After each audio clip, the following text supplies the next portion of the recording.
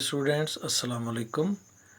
Ninth class की physics के साथ मैं आसिफ महमूद। इससे पहले कि हम अपना नेक्स्ट टॉपिक स्टार्ट करें, सिलेबस के हवाले से मैं आपको बताना ज़रूरी समझता हूँ। मुझसे बहुत सारे स्टूडेंट्स स्मार्ट सिलेबस के बारे में पूछ रहे हैं, ये कब आएगा, कौन सा है सिलेबस, और मार्केट में जो इस वक्त सोशल मीडिया पे जो सिलेबस इस वक्त दस्तयाब है, तो वो मुझसे बार बार पूछ रहे हैं ये सिलेबस तो चल रहा है, आप क्यों नहीं हमें बता रहे।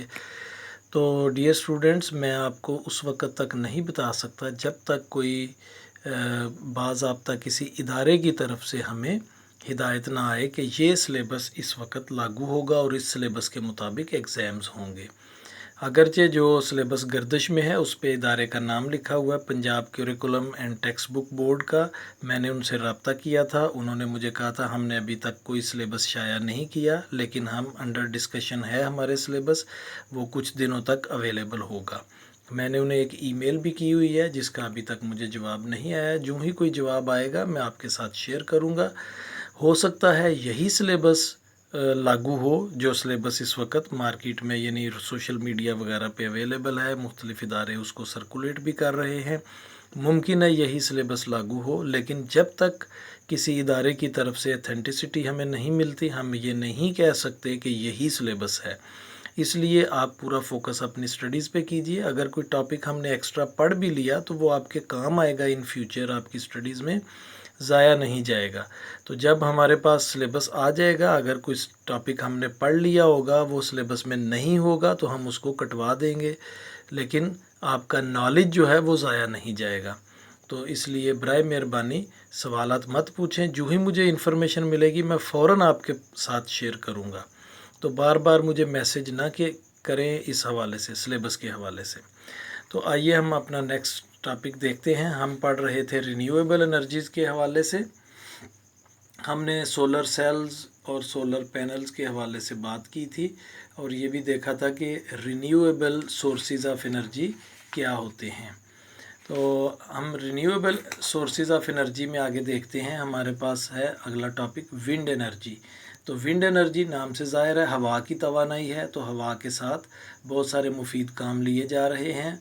कदीम ज़माने में भी हवा के साथ चक्कियाँ चलाई जाती थी जिससे आटा भी पीसते थे और मुख्तलिफ़ काम उससे किए जाते थे, जिसको पवन चक्की या विंड मिल कहा जाता था। तो आजकल उससे बिजली पैदा की जा रही है और बहुत सारे मुल्कों में इससे बिजली की बहुत सारी ज़रूरियात पूरी की जा रही हैं। पाकिस्तान में भी इससे थोड़ी बहुत बिजली जो है पैदा की जा रही है। ये आप देख सकते हैं, एक बड़ा सा पंखा लगा होता है, तो ये ऐसी जगह पे लगाया जाता है जहाँ हवा मुस्तकिल एक रुख पे रहती है, तो इसके साथ जो है बिजली पैदा की जाती है। नेक्स्ट हम देखते हैं जियोथर्मल एनर्जी। जियो का मतलब होता है अर्थ या ज़मीन, थर्मल मीन हीट, यानी ज़मीन की हरारत से हासिल होने वाली एनर्जी। ज़मीन अंदर से बाज़ जगहों से बहुत गर्म है और एक गर्म मादा होता है जिसे मैग्मा कहते हैं, वो पाया जाता है। तो जब पानी उसके करीब पहुंचता है तो वो भाप बन जाता है।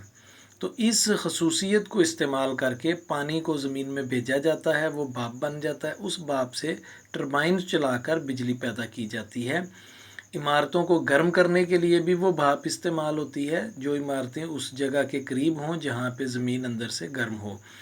तो और वो जो गर्म है ज़मीन, अंदरूनी सतह उसकी गर्म है, वो ज़मीन की सतह के करीब हो ताकि वहाँ तक इंसान पाइप्स के ज़रिए पानी भेजकर उसको भाप में तब्दील कर सके। तो इस एनर्जी को जियोथर्मल एनर्जी कहते हैं। तो इससे कई जगहों पे टरबाइन चलाकर जनरेटर चलाए जा रहे हैं और उससे बिजली पैदा की जा रही है। ये आप देखेंगे तो कोल्ड वाटर उसमें जाता है, हॉट वाटर बन जाता है और स्टीम बनती है और स्टीम से फिर टरबाइन चलाई जाती हैं। नेक्स्ट है हमारे पास एनर्जी फ्रॉम बायोमास। बायोमास जो है वेस्ट मटेरियल को कहते हैं। जानवरों या पौधों का जो वेस्ट मटेरियल होता है उसे बायोमास कहते हैं। मसलन जानवरों का गोबर होता है, खुश्क पत्ते होते हैं, गन्ने का फूग होता है, तो ये सारी चीज़ें बायोमास कहलाती हैं। इसको बिजली बनाने के लिए भी इस्तेमाल किया जाता है। मसलन एक आम टेक्निक है, गोबर को अगर कुछ देर के लिए किसी बंद जगह में रखा जाए तो उसके अंदर मीथेन गैस पैदा होती है। तो वो हम जो घरों में चूल्हा जलाते हैं जिसको हम सुई गैस कहते हैं, वो भी दरअसल मीथेन गैस है। तो मीथेन गैस को पाइप्स के ज़रिए से चूल्हों तक लाया जाता है और फिर उससे एनर्जी की ज़रूरियात पूरी की जाती है। तो इस तरह से हासिल होने वाली एनर्जी को बायोमास एनर्जी कहा जाता है या एनर्जी फ्रॉम बायोमास कहा जाता है। नेक्स्ट हम जो टॉपिक डिस्कस करेंगे वो है मास एनर्जी इक्वेशन। तो मास एनर्जी इक्वेशन क्या है? आइंस्टाइन ने ये एक कॉन्सेप्ट दिया कि मास को एनर्जी में कन्वर्ट किया जा सकता है। तो मास मीन कोई भी मटेरियल चीज़ जो है वो उसका मास होता है। तो मास को एनर्जी में कन्वर्ट किया जा सकता है। तो उसके मुताबिक, आइंस्टाइन के मुताबिक, loss in the mass of a body provides a lot of energy. यानी जब मास ज़ाया होता है तो उससे लॉट ऑफ एनर्जी हासिल होती है। This happens in nuclear reactions. तो न्यूक्लियर रिएक्शंस में ये होता है। इसका अमली मुजाहरा न्यूक्लियर रिएक्टर्स में होता भी है और इसके ज़रिए बिजली भी बनाई जाती है। The relation between mass m and energy E is given by Einstein's mass energy equation. तो ये इक्वेशन क्या है? E is equal to mc²।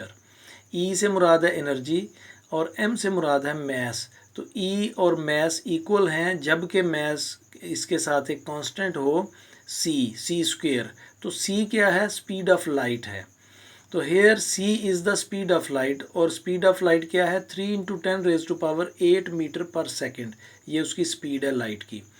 तो इसके स्क्वायर के साथ जब मास को मल्टीप्लाई किया जाए तो हमें एनर्जी की मिकदार हासिल होती है और इससे ये पता चलता है कि बहुत थोड़े मास के साथ हम बहुत ज़्यादा एनर्जी जो है वो हासिल कर सकते हैं। तो रिसर्चर्स इस पे मज़ीद काम कर रहे हैं। अगर ये इस इक्वेशन पे अमल दरामद मुमकिन हो जाता है तो दुनिया की एनर्जी की ज़रूरियात को बहुत थोड़े से मास के साथ पूरा किया जा सकेगा। The above equation shows that tremendous amount of energy can be obtained from small quantity of matter.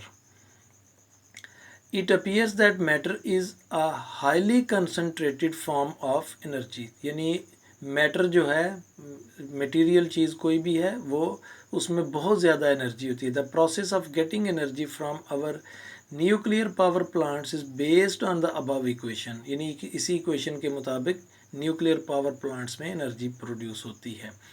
The process is taking place on the sun and stars for the last millions of year. सूरज में जो energy produce हो रही है वो भी इसी process से हो रही है और सूरज की एनर्जी का बहुत थोड़ा हिस्सा ज़मीन पे आता है, जैसे पहले भी हमने जिक्र किया, लेकिन वो भी इंसान की ज़रूरियात के लिए बहुत ज़्यादा होता है। अगर उसको हम योग कर लें, उसको इस्तेमाल में लाने के लिए हम मुख्तलिफ़ फॉर्म्स में चेंज कर लें। तो आज के लिए इतना ही। अभी हम देखते हैं होमवर्क। आज का होमवर्क है what is mass energy equation. तो इसको हम अभी मार्क करेंगे बुक पे। ये हेडिंग से ही आप स्टार्ट करेंगे, मास एनर्जी इक्वेशन। तो ये सारा इसमें लिखेंगे, इक्वेशन का नंबर नहीं लिखेंगे और यहाँ तक लिखेंगे स्मॉल क्वांटिटी ऑफ मैटर तक, यहाँ तक। तो ये आज का आपका होमवर्क है, इसको लिखना भी है और याद भी करना है। बहुत शुक्रिया। अल्लाह हाफिज़।